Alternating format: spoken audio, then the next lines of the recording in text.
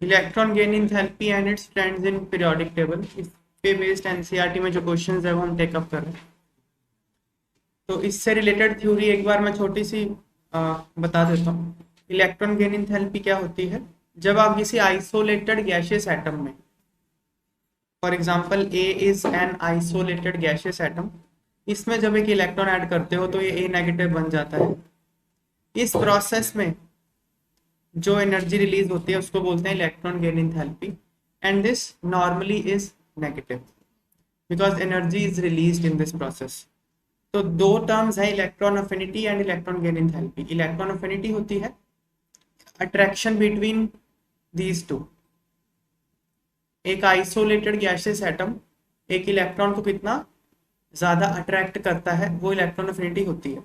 और इस प्रोसेस में आइसोलेटेड गैसियस एटम में जब आप एक इलेक्ट्रॉन ऐड करोगे तो जो एनर्जी रिलीज होती है उसको बोलते हैं इलेक्ट्रॉन गेन इंथैल्पी। ये हमने देखा था, इलेक्ट्रॉन गेन इंथैल्पी और इलेक्ट्रॉन अफिनिटी आपस में नेगेटिव होते हैं। उस पे बेस्ड क्वेश्चन देखते हैं हम। और हमने ट्रेंड्स भी पढ़े थे इसके, सारी थ्योरी इसकी हम कर चुके हैं ना। Which of the following will have most negative electron gain enthalpy and which least negative. देखो इसकी लैंग्वेज ना कंफ्यूजिंग हो सकती है, ध्यान से पढ़ना इसको, ठीक है। चार आपको ऑप्शन दिए हैं, फॉस्फोरस, सल्फर, क्लोरीन और फ्लोरीन। इनमें से पूछा है electron gain enthalpy most negative किसकी होगी और लीस्ट नेगेटिव किसकी होगी, ठीक है। इसको ना पहले इस क्वेश्चन को इलेक्ट्रॉन अफिनिटी की टर्म में ट्रांसफर कर लो। उसने बोला है most negative electron gain enthalpy, मतलब क्या? मोस्ट पॉजिटिव इलेक्ट्रॉन अफिनिटी, यही पूछ रहा है ना। Most negative electron gain enthalpy का मतलब क्या हो गया? Most positive electron affinity, yes और नो। अगर इलेक्ट्रॉन गेन इंथैल्पी नेगेटिव है तो इलेक्ट्रॉन अफिनिटी पॉजिटिव होती है, ठीक है ना बात। Least negative electron gain enthalpy मतलब least positive electron affinity. Simple भाषा में पता है वो क्या पूछ रहा है? वो पूछ रहा है इसमें से इलेक्ट्रॉन अफिनिटी सबसे ज्यादा किसकी है। इलेक्ट्रॉन अफिनिटी सबसे ज्यादा किसकी और सबसे कम किसकी है, ये पूछ रहा है। लेकिन लैंग्वेज कंफ्यूजिंग हो सकती है, समझ में आई बात। पूछ रहा है most negative electron gain enthalpy किसकी है, मतलब जब आप इलेक्ट्रॉन ऐड करोगे तो सबसे ज्यादा एनर्जी किस केस में रिलीज होगी, वही मोस्ट नेगेटिव हो गया ना। और least negative electron gain enthalpy क्या हो गया? जब आप इलेक्ट्रॉन ऐड करोगे तो सबसे कम एनर्जी कब रिलीज होगी। इंथैल्पी नेगेटिव का मतलब होता है एनर्जी रिलीज होना। ये बात समझ में आती है भाई? चलो अब देखते हैं, ठीक है। फॉस्फोरस, सल्फर, क्लोरीन और फ्लोरीन।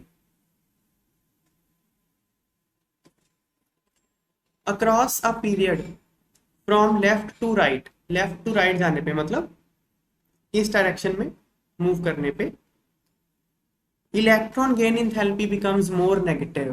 देखो कैसे लिखा हुआ है, आंसर सारा इलेक्ट्रॉन गेन इंथैल्पी की टर्म में लिखा हुआ है। इलेक्ट्रॉन अफिनिटी क्या होती है मुझे बताओ? जब आप लेफ्ट टू राइट मूव करते हो पीरियोडिक टेबल में, इलेक्ट्रॉन अफिनिटी क्या होती है बताओ? बढ़ती है कम की? इंक्रीज होती है ना, जेड इफेक्टिव बढ़ जाता है, तो इलेक्ट्रॉन को अट्रैक्ट करने की टेंडेंसी बढ़ जाती है। सपोज 1 2 3 4 5 6 इलेक्ट्रॉन अफिनिटी बढ़ रही है, तो इलेक्ट्रॉन गेन इंथैल्पी क्या हो जाएगी? -1, -2, -3, -4, -5, -6। तो इलेक्ट्रॉन गेन इंथैल्पी कम हो रही है ना। लेकिन ना इसको ऐसे नहीं बोलते कि इलेक्ट्रॉन गेन इंथैल्पी कम हो रही है, इसको बोलते हैं it becomes more negative, means more energy is being released. ये बात समझ में आई? Across a period from left to right electron gain enthalpy becomes more negative. इस लाइन में किसी को कोई डाउट हो तो बताए, ठीक है। ओके, दस electron gain enthalpy becomes more negative in the order.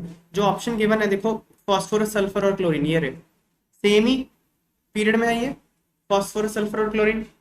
तो इलेक्ट्रॉन अफिनिटी क्या होगा? ऐसे बढ़ेगी इलेक्ट्रॉन अफिनिटी, है कि नहीं? इलेक्ट्रॉन अफिनिटी का बढ़ना मतलब इलेक्ट्रॉन गेन इंथैल्पी का मोर नेगेटिव होना। समझ में आई बात? इलेक्ट्रॉन अफिनिटी बढ़ रही है इधर, मतलब electron gain enthalpy more negative. Confusion नहीं हो रहा ना इस बात में, ठीक है ना। तो ये लिखा हमने। दस electron gain enthalpy becomes more negative in the order this, because मैं लेफ्ट से राइट मूव कर रहा हूँ, फॉस्फोरस, सल्फर एंड क्लोरीन। यहाँ तक ठीक है। फिर आते हैं down the group. Down the group electron affinity क्या होती है? Electron affinity down the group decrease होती है, हमने पढ़ा ना ये, क्योंकि जो आउटर मोस्ट इलेक्ट्रॉन है वो न्यूक्लियस से दूर होता है, तो दूर होता है तो अट्रैक्शन कम होती है आउटर मोस्ट इलेक्ट्रॉन के प्रति उसको, तो जो नया इलेक्ट्रॉन ऐड होगा उसको अट्रैक्शन कम फील होगी ना, तो इलेक्ट्रॉन अफिनिटी कम हो जाती है। मतलब क्या, वैल्यू में देखते हैं, 5 4 3 2 1, कम हो रही है इलेक्ट्रॉन अफिनिटी, तो इलेक्ट्रॉन गेन एंथैल्पी क्या होगी बताओ? -5 -4 -3 -2 -1 becomes less negative। समझ आई बात? Down the group electron gain enthalpy becomes less negative, but chlorine has more negative electron gain enthalpy than fluorine। ये हमने देखा था ना कि जो क्लोरीन है उसकी इलेक्ट्रॉन अफिनिटी फ्लोरीन से ज्यादा है, देखा था ना भाई कल। देखो ये सबके लिए था ना, carbon silicon nitrogen phosphorus oxygen sulphur fluorine और chlorine. Down the group electron affinity तो घटनी चाहिए, पर सिलिकॉन की कार्बन से ज्यादा होती है, फॉस्फोरस की नाइट्रोजन से ज्यादा होती है, सल्फर की ऑक्सीजन से ज्यादा होती है, क्लोरीन की फ्लोरीन से ज्यादा होती है, कल करा था हमने। Electron affinity of chlorine is more than that of fluorine, that means electron gain enthalpy of chlorine is more negative as compare to fluorine. समझ में आई बात? क्यों है रीजन इसका? देखो, when an electron is added to fluorine, जब आप फ्लोरीन में एक इलेक्ट्रॉन ऐड करते हो, the added electron goes to smaller n is equal to 2 quantum number। Fluorine की कॉन्फ़िगरेशन क्या है? -2 2s2 2p5। यहाँ इलेक्ट्रॉन ऐड करोगे ना 2p5 में, सेकंड शेल में ऐड कर रहे हो 2 में, सेकंड शेल में जगह क्या है, बहुत कम है, तो जो आप इलेक्ट्रॉन ऐड करोगे यहाँ एक नया, उसको काफी रिपल्शन फील होती है, तो बहुत रिपल्शन फील होगी तो अट्रैक्शन नहीं होगी उतनी ज्यादा, तो इलेक्ट्रॉन अफिनिटी कम होगी as compare to chlorine. Chlorine में क्या है, इलेक्ट्रॉन कहाँ ऐड हो रहा है? 3s2 3p5, यहाँ ऐड हो रहा है इलेक्ट्रॉन, यहाँ पे स्पेस ज्यादा है क्योंकि 3p बड़ा है 2p से, तो इलेक्ट्रॉन इजीली अकोमोडेट हो जाता है, तो ज्यादा अट्रैक्शन कहाँ पे है इलेक्ट्रॉन को? 3p5 में जब ऐड होता है, तो ज्यादा अट्रैक्शन, तो इलेक्ट्रॉन अफिनिटी 3p5 में ज्यादा है, इलेक्ट्रॉन अफिनिटी ज्यादा मतलब electron gain enthalpy more negative, ये रीजन है। समझ में आई बात? पढ़ते हैं। एंड सफर्स, कौन सफर करता है? जो फ्लोरीन में इलेक्ट्रॉन जा रहा है। Significant repulsion from the other electrons present in this level. समझ में आई बात? When an electron is added to chlorine, जब इलेक्ट्रॉन क्लोरीन में ऐड होता है, the electron goes to larger n is equal to 3 quantum level, 3 में जाता है। As the electron occupies larger region of space, the electron repulsion is much less। Chlorine में electron repulsion कम होती है, तो इसलिए तो फ्लोर, तो ऑर्डर क्या आएगा, फाइनल ऑर्डर क्या आएगा? क्लोरीन से कम होना है फ्लोरीन ने, क्लोरीन कहीं यहाँ आएगा ना, क्लोरीन से कहीं कम आएगा ना, chlorine has more negative electron affinity, तो फ्लोरीन कहीं यहाँ आएगा ना, वैसे एक्चुअल ऑर्डर ये होता है, phosphorus sulphur fluorine chlorine, actual order ही होता है। ग्रुप 17 का कोई भी एलिमेंट उठा लो, उसकी इलेक्ट्रॉन अफिनिटी ग्रुप 16 के हर एलिमेंट से ज्यादा होती है। ओके, तो ये ऑर्डर आएगा, बट हमको एग्जैक्ट ऑर्डर उसने पूछा ही नहीं था, उसने पूछा था मोस्ट नेगेटिव बताओ और लीस्ट नेगेटिव बताओ, तो मोस्ट नेगेटिव क्लोरीन हो गया, लीस्ट नेगेटिव फॉस्फोरस हो गया। क्लियर है बात है? Next, what is significance of term isolated gaseous atom and ground state when defining ionization enthalpy and electron gain enthalpy। जब आप इलेक्ट्रॉन गेन एंथैल्पी की डेफिनेशन लिखते हो या आयोनाइजेशन एनर्जी की डेफिनेशन लिखते हो, तो वहां पे आइसोलेटेड गैसेस एटम और ग्राउंड स्टेट लिखना क्यों जरूरी है, ये पूछा।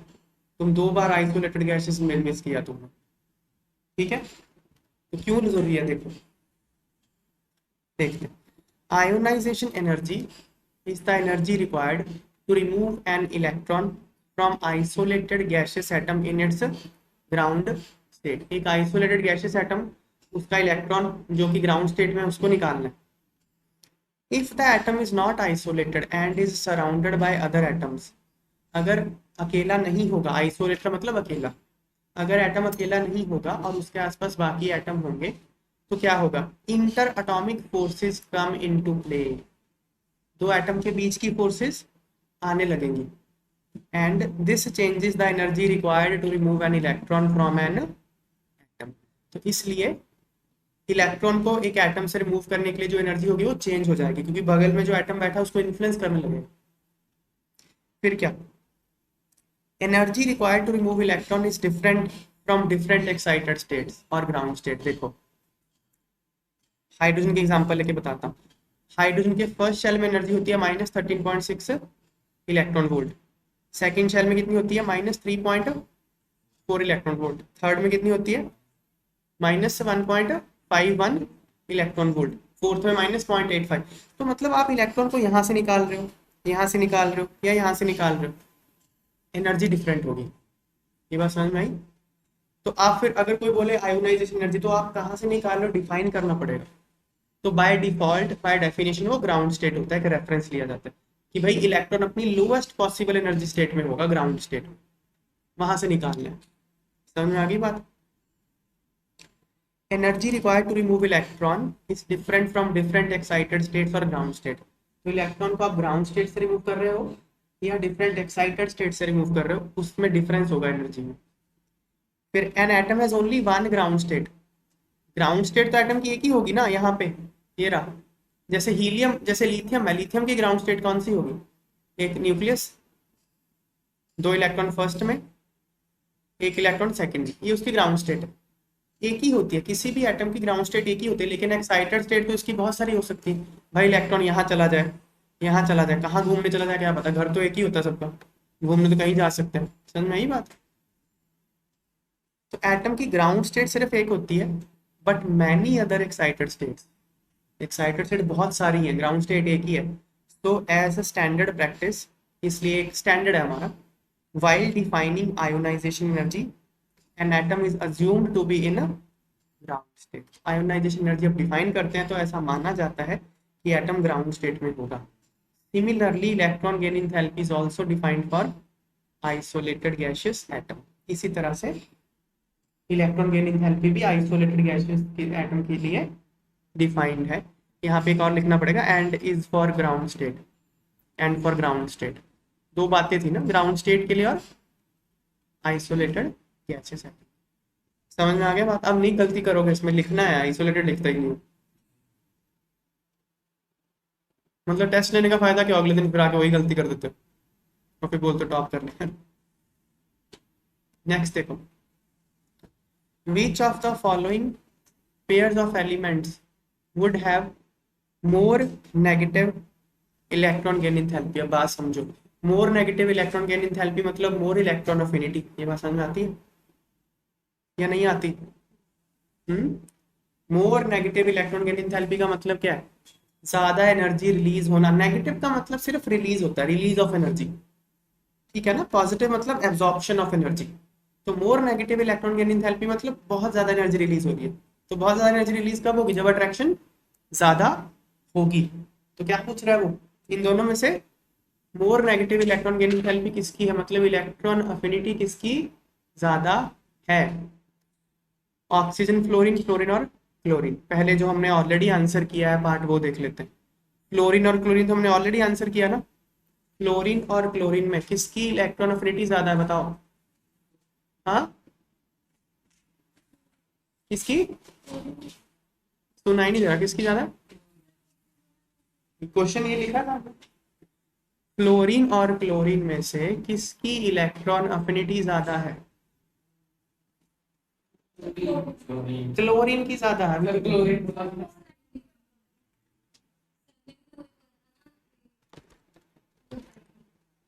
क्लोरीन और फ्लोरीन में से किसकी इलेक्ट्रॉन अफिनिटी ज्यादा है? क्लोरीन की ज्यादा है। क्यों? क्लोरीन की कॉन्फ़िगरेशन क्या है, आउटर मोस्ट 2p5 है ना, क्लोरीन की आउटर मोस्ट 3p5। जब आप इलेक्ट्रॉन को यहाँ ऐड करते हो तो वो छोटा साइज है, फ्लोरीन का साइज बहुत छोटा है, तो इलेक्ट्रॉन क्या होता है, काफी रिपल्शन फील करता है। लेकिन जब क्लोरीन में ऐड करते हो तो रिपल्शन उतना फील नहीं होता, या कहो कि अट्रैक्शन ज्यादा फील होता है क्योंकि ये स्पेशियस है काफी, तो इंटर इलेक्ट्रॉनिक रिपल्शन उतना नहीं होता। तो ज्यादा अट्रैक्शन क्लोरीन में होगी, तो इलेक्ट्रॉन अफिनिटी ज्यादा किसकी है, क्लोरीन की है। तो electron gain enthalpy more negative किसकी है, क्लोरीन की है। तो पहले यही पढ़ लेते। Second part, down the group electron gain enthalpy becomes less negative. नीचे आने पे electron gain enthalpy less negative हो जाती है, but chlorine has more negative electron gain enthalpy than that of chlorine. इसका रीजन है ये सारा पहले ही पढ़ चुके हैं, फिर से पढ़ लेते हैं। When an electron is added to F, the added electron goes to smaller n is equal to 2 quantum and suffers significant repulsion from other electrons present in this level. तो जब आप क्लोरीन में इलेक्ट्रॉन ऐड करते हो तो एक छोटे quantum level में जाता है 2 में, इसलिए काफी रिपल्शन फील करता है। पर when an electron is added to chlorine, the electron goes to larger n is equal to 3 quantum number. जब आप क्लोरीन में ऐड करते हो तो इलेक्ट्रॉन कहाँ जाता है, हायर क्वांटम नंबर थर्ड में, और वहां इंटर इलेक्ट्रॉनिक रिपल्शन उतनी नहीं होती क्योंकि जगह ज्यादा होती है, इसलिए उसको रिपल्शन कम फील होता है।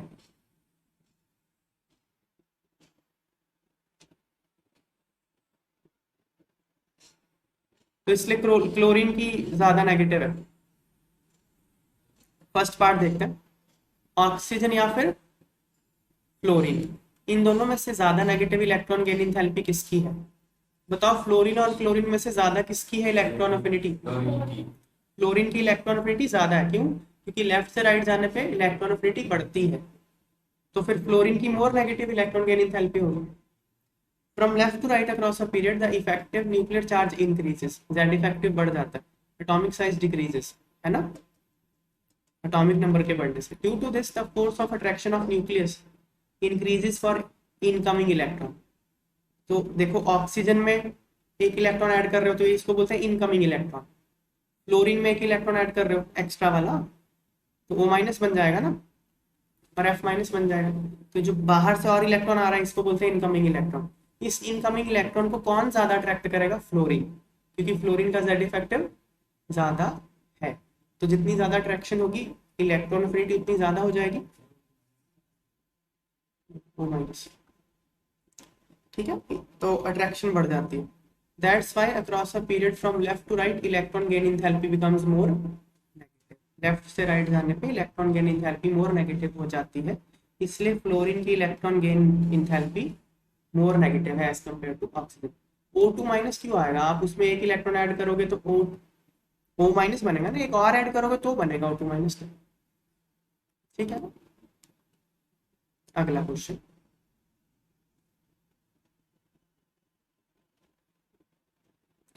how would you expect second electron gain enthalpy of O as positive, more negative or less negative than first? Justify your answer. क्या पूछ रहे हैं?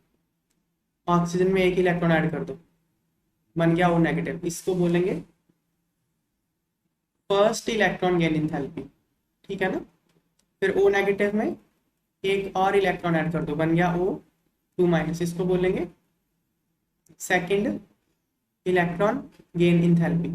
ये पूछ रहा है फर्स्ट और सेकंड में क्या कंपैरिजन है, first electron gain enthalpy and second electron gain enthalpy में क्या कंपैरिजन है, ये पूछ रहे हैं।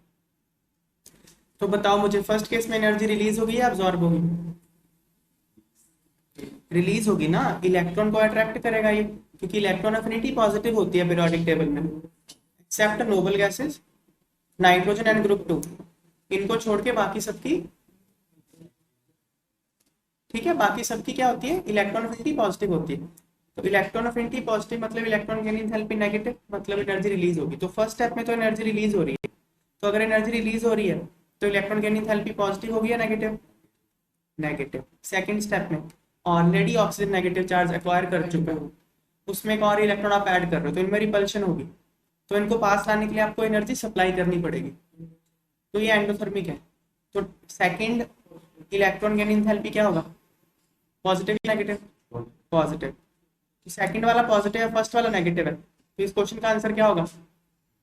How would you expect second electron gain enthalpy of O? Second क्या होगी, पॉजिटिव होगी, नेगेटिव होगी या लेस नेगेटिव? हाँ, पॉजिटिव हो जाएगी, है ना? मोर नेगेटिव या लेस नेगेटिव नहीं, पॉजिटिव। मोर नेगेटिव होता मतलब क्या, मान लो ये -5 है, ये मोर नेगेटिव हो जाता, -6 हो जाता। मोर नेगेटिव तो नहीं हुआ ये। लेस नेगेटिव का मतलब क्या है, -5 से -4 हो जाए, ये भी नहीं हुआ। या फिर पॉजिटिव, अरे वो पॉजिटिव हो जाता है, नेगेटिव रहता ही नहीं है। मोर नेगेटिव लेस नेगेटिव की बात ही नहीं है, वो नेगेटिव ही नहीं रहता, वो पॉजिटिव हो जाता है, एंडोथर्मिक हो जाती है बात। समझ में आई बात? फिर बोला जस्टिफाई करो आंसर को। जस्टिफाई की क्या करेंगे भाई, इसमें रिपल्शन है, ओ माइनस और इलेक्ट्रॉन में रिपल्शन है, आप उसमें एक और इलेक्ट्रॉन ऐड करोगे तो दो लाइक चार्जेस, सेम चार्जेस को आप पास लेके आ रहे हो, तो रिपेल करते हैं, आपको सप्लाई करनी पड़ेगी एनर्जी, सप्लाई करोगे तो पॉजिटिव हो जाएगा एंथैल्पी, यही जस्टिफिकेशन है। When electron is added to isolated oxygen atom, energy is released. Isolated oxygen atom में जब इलेक्ट्रॉन ऐड करते हो तो एनर्जी रिलीज होती है, इसलिए first electron gain enthalpy of oxygen is negative. ये पॉइंट समझ में आ गया? लेकिन second electron gain enthalpy of every element is positive. जब आप O माइनस में एक और इलेक्ट्रॉन ऐड करोगे या किसी भी यूनी नेगेटिव आयन में एक और इलेक्ट्रॉन ऐड करोगे तो जो इंथैल्पी होगी प्रोसेस की वो ऑलवेज पॉजिटिव होगी, एनर्जी देनी पड़ेगी, because second electron is added in an anion, anion होता है negative ion, and there is repulsive force between incoming electron and anion, hence second electron gain enthalpy of O is positive। Clear होगी बात?